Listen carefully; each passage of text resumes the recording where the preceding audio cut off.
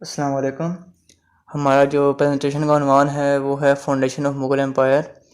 اس میں ہم دیکھیں گے کہ مغل امپائر کس طرح بنی، وہ کون سے لوگ تھے جنہوں نے مغل امپائر بنائی،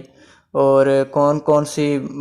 اس سے پہلے خاندان تھے جو لوگ برصغیر پر حکومت کر رہے تھے، اور بابر کون تھا، اور اس طرح کی ہم لوگ ان چیزوں کے بارے میں پڑھیں گے۔ تو ہم دیکھتے ہیں کہ سب سے پہلے ہم دیکھتے ہیں کہ بابر کون تھا۔ تو اگر ہم بابر کی ہسٹری پڑھیں تو یہ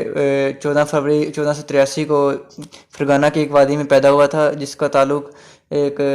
ترکش قبیلے سے تھا۔ اس کے والد کا تعلق ترکش قبیلے سے تھا، لیکن اس کی والدہ تھی وہ ایک منگول قبیلے سے تعلق رکھتی تھیں۔ اور بابر کے بارے میں مشہور ہے کہ ایک بہت ہی عظیم جنگجو تھا، اور اس نے بہت سی فتوحات کی اپنی زندگی میں، اور یہ جس کو ایک کہا جاتا ہے کہ اس نے اپنی آدھی زندگی جو ہے وہ گھوڑے کی پیٹھ پہ گزاری ہے، یعنی کہ یہ چیز شو کرتی ہے کہ بہت ہی ایک بہادر اور بہت ہی ایک فاتح انسان تھا یہ، اور ایک مسلمان تھا، اور اس کا پورا نام ظہیر الدین بابر تھا۔ اور یہ ایک فرغنہ کا اس سے پہلے مغل امپائر بنانے سے پہلے فرغنہ کا بھی بادشاہ رہ چکا تھا، اور اس نے اس سے پہلے اور برصغیر آنے سے پہلے اس نے بہت سی فتوحات کی، جن میں اس نے سمرقند کو بھی فتح کیا 2 دفعہ، لیکن قسمتی سے اسے کھونا پڑا اسے، اور کابل کو بھی اس نے فتح کیا۔ تو آگے جا کے ہم دیکھیں گے کہ اس نے کون کون سی فتوحات کی۔ تو اس کے بعد ہم دیکھتے ہیں کہ برصغیر آنے سے پہلے کون کون سی وجوہات تھیں، اور کیا وجہ بنی کہ اسے اپنا آبائی علاقہ چھوڑنا پڑا اور برصغیر آنا پڑا۔ تو ہم سب سے پہلے دیکھتے ہیں کہ ایک اس نے مئی 1512 میں بابر کو ایک شکست کا سامنا کرنا پڑا سمرقند میں، جس کی وجہ سے یہ تیسری شکست تھی سمرقند پر اسے، جس کی وجہ سے اسے سمرقند کو چھوڑنا پڑا، اور چھوڑ کر اسے واپس اپنے جو کابل کی جو اس نے ایک سلطنت قائم کی تھی، افغان سلطنت قائم کی تھی، اسے وہاں پہ جانا پڑا۔ اور اس کے بعد ہی اس نے 1519 میں، اگر آگے ہم دیکھتے ہیں کہ 1519 میں اس نے دریا چناب پر آ کر اس نے اپنی برصغیر میں جو اس نے اپنا فتوحات شروع کی تھیں، وہ تو اس کی 1524 تک جاری رہی تھیں، اور یہی اس کی ایک مین وجہ بنی تھی کہ فرغنہ کو چھوڑ کر، یعنی کہ ازبکستان کو چھوڑ کر برصغیر آنے کی، برصغیر آیا اور یہاں پہ اس نے فتوحات شروع کی۔ ایک تو اس کی یہ وجہ تھی، اور دوسری وجہ ہم دیکھتے ہیں کہ جو اس وقت برصغیر میں جو خاندان حکومت کر رہا تھا وہ تھا لودھی خاندان، اور لودھی خاندان جو تھے وہ بھی افغان خاندان تھا، اور جو کیا کہتے ہیں اس کا تیمور جو تھا، یعنی کہ جو اس کا آپ دادا کہہ سکتے ہیں بابر کا، تو اس کی بھی یہیں پہ حکومت تھی، اور اس لحاظ سے بابر جو تھا وہ خود کو بادشاہ سمجھتا تھا، چاہتا تھا کہ مجھے بادشاہ بنایا جائے لودھی سلطنت کا۔ تو اس کی وجہ سے اس نے وہاں پہ ان کے ساتھ جنگ کی، اور اس نے اسے فتح کیا۔ تو آگے ہم دیکھیں گے کہ اچھا اگلا جو ہم دیکھیں گے انڈیا میں منگول سے پہلے جن خاندانوں کی حکومت تھی، تو دیکھتے ہیں کہ ہم لودھی خاندان جو تھا اس کی حکومت تھی یہاں پہ۔ اور لودھی خاندان کی اگر ہم ہسٹری پڑھتے ہیں تو 1451 میں ایک بہت ہی بہادر افغان سردار تھا بہلول لودھی، جس نے قائم کی تھی۔ اور اگر ہم آخری رولر کی بات کریں، یعنی کہ آخری جو بادشاہ لودھی خاندان کا تھا وہ ابراہیم لودھی تھا، جس کو 20 اپریل 1526 میں اسی بابر کے ہاتھوں میں پانی پت کے میدان میں شکست ہوئی تھی، اور یہ پہلا اس وقت تک برصغیر کا بادشاہ تھا جسے جنگ میں قتل کیا گیا، اور ابراہیم لودھی ہی تھا وہ۔ اور کچھ ہم اگر وجوہات دیکھیں گے جس کی وجہ سے لودھی خاندان کو شکست کا سامنا کرنا پڑا، اور اس میں جو پہلی وجہ اور جو مین وجہ ظاہر ہوتی ہے وہ یہ ہے کہ بغاوت بہت زیادہ ہو گئی تھی اس وقت، جس میں سب سے مشہور اس کے چچا تھے، جن میں دولت خان لودھی اور علاؤدین لودھی اور عالم خان لودھی یہ مشہور تھے جنہوں نے بغاوت کی، جس کی وجہ سے لودھی خاندان کو بہت بڑی شکست کا سامنا کرنا پڑا۔ اس کے علاوہ ہم دیکھتے ہیں کہ انہیں بغاوتوں کی وجہ سے ان کی اکانومی بہت گر چکی تھی، یعنی کہ جنگیں کر کے وہ لوگ بہت کمزور ہو چکے تھے، جس کو اور اس کی وجہ سے ان کی جو سیاست تھی وہ بھی بہت ٹوٹ چکی تھی۔ اس کے علاوہ جو ہمیں وجہ دکھائی دیتی ہے وہ یہ ہے کہ وہ لوگ ان کی ملٹری طور پہ اتنے طاقتور نہیں تھے، ان کی فوج اتنی طاقتور نہیں تھی، یعنی کہ ان کے پاس جو نئے آلات تھے اور جس طرح منجنیقیں اور یہ چیزیں ان کے پاس نہیں تھیں۔ جبکہ بابر نے ان پر اٹیک کیا، حملہ کیا، تو اس کے پاس بہت سی اس طرح کی ٹیکنالوجی تھی، منجنیقیں تھیں، اور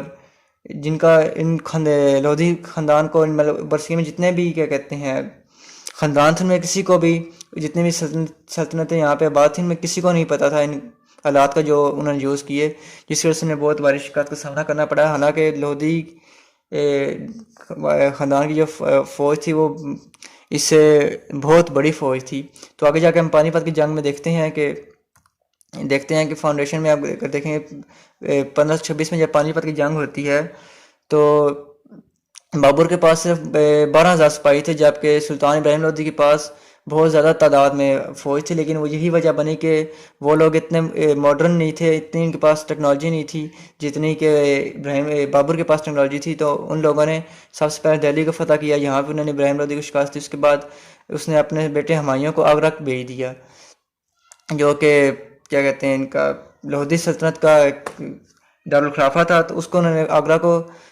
اپنے قبضے میں کیا، اور وہاں پہ جتنی زیورات اور جو کچھ بھی تھا اس کو اپنے قبضے میں کر لیا۔ اس کے بعد ان کی جنگ ہوتی ہے 1528 میں، خانوا کی جنگ ہوتی ہے، جو کہ وہاں پہ راجپوت خاندان تھا جو کہ رانا سنگا کی حکومت تھی، جو اس کو کنٹرول کر رہا تھا، اور وہ ایک میور اسٹیٹ تھی راجستھان میں، اس کا وہ حاکم تھا۔ اور ان لوگوں کو لودھی خاندان کی طرف سے بہت سپورٹ ملی، اور ان لوگوں نے مل کر اس کے خلاف بابر کے خلاف جنگ کی، لیکن اس کو بھی بہت باری شکست کا سامنا کرنا پڑا۔ ان کی بھی فوج بابر سے کافی بڑی فوج تھی، اور ان لوگوں کو ابھی جس طرح ابراہیم لودھی کو نئے آلات کا نہیں پتہ تھا، نئی منجنیقوں کو، نئی بندوقوں کا نہیں پتہ تھا، ان لوگوں کو ابھی بالکل کسی چیز کا پتہ نہیں تھا، اور یہ لوگ وہ ٹیکٹکس جانتے ہی نہیں تھے جو ابراہیم لودھی نے بابر نے ان کے خلاف استعمال کی۔ تو اس کی ایک وجہ جنگ کی یہ بھی بنی تھی کہ ان لوگ بابر نے ان کے ساتھ معاہدہ کیا تھا کہ آپ ہمارے ساتھ مل کے ان کے لودھی خاندان کے خلاف جنگ کریں گے۔ تو انہوں نے 2 مقاموں پر، ان کے دلی پر اور آگرہ پر، بابر نے دلی پر حملہ کرنے کی دعوت دی، لیکن جو رانا سنگا تھا اس نے کہا کہ نہیں، ہم مل کر آگرہ پر حملہ کریں گے، لیکن اس نے نہ دہلی پر بابر کا ساتھ دیا، نہ ہی آگرہ پر۔ تو اسی بات کو بدلہ لینے کے لیے بابر نے اس پر حملہ کیا، اور اس نے ان کی سلطنت بھی گرا دی، اور وہاں پر بھی اس نے بہت قتل و غارت کی، اور بہت ہی جگہ پہ قبضہ کر لیا، اور ان کی میور کی اسٹیٹ تھی اس پہ بھی بابر کا قبضہ ہو گیا۔ اس کے بعد ہم دیکھتے ہیں کہ گھاگرا کا مارکا ہوتا ہے 6 مئی 1529 کو۔ تو اس میں بھی یہی ہوا کہ جب افغان جو تھے، یعنی کہ لودھی خاندان تھا، انہوں نے اور اس نے رانا سنگا نے مل کر دوبارہ اس پر حملہ کرنے کی کوشش کی، لیکن بابر نے اس کو بھی پسپا کر دیا۔ انہوں نے چنار اور الہ آباد، بنارس اور ہر جگہ، اس جگہ پر بھی حملہ کر لیا، اور پھر بابر نے نصرت شاہ جو کہ افغان کا لیڈر تھا، اس سے معاہدہ کیا کہ آج تک اس کے بعد وہ کبھی بھی بابر کی جو دشمن ہوگے اس کو پناہ نہیں دے گا، اور نہ ہی کوئی ان کے ساتھ معاہدہ کرے گا۔ اور اصل میں اس کی نصرت شاہ سے جنگ کی وجہ بھی یہی بنی تھی کہ اس نے بابر کے کچھ جو مخالف سلطنتیں تھیں ان کو اس کی دوستی کی۔ حالانکہ نصرت شاہ جو تھا بابر کا ایک بہت قریبی دوست بھی رہ چکا تھا کچھ پچھلے کسی دور میں، لیکن اس کی اس غلطی کی وجہ سے کہ بابر نے ان کے ساتھ جنگ کی، اور اس کے بھی بہت سے علاقوں پر اس نے قبضہ کر لیا۔ تو یہ 1529 کی جنگ تھی۔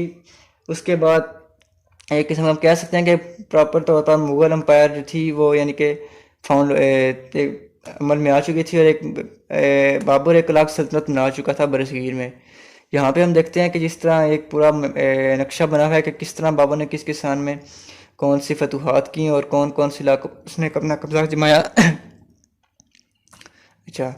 اس کی یہ کچھ اگر تصویر شو کرتی ہیں کہ بابر جو تھا کہ یعنی کہ اس کے بارے میں آپ کو پہلے بھی بتایا ہے کہ ایک بہت ہی بہادر جنگجو تھا، بہت ہی اس نے فتوحات کی۔ تو یہ ان کی تصویر میں یہی سب بتایا جا رہا ہے کہ اس کی جتنی اس نے جنگیں کی، جہاں جہاں اس نے فتوحات کی، تو وہ ان تصویروں میں پورٹریٹ کیا جا رہا ہے۔ اس کے بعد یعنی کہ مغل امپائر اب جس طرح بتایا کہ قائم ہو گئی، اور پھر اس کے بعد بابر نے 4 سال حکومت کی، 1526 لے کر 1530 تک 4 سال وہ زندہ رہا۔ اس کے بعد اسے کسی نے زہر قتل کر دیا گیا اسے، اور اس کا دور ختم ہو گیا۔ لیکن اس کے بعد اس کے بیٹے ہمایوں نے حکومت کی، اور بہت سے اس نے آگے کام کیے، اور اس طرح کافی 300 سال تک حکومت چلی۔ یہاں پہ ہم اپنا ٹاپک ختم کرتے ہیں. آپ کا بہت بہت شکریہ اور اللہ حافظ.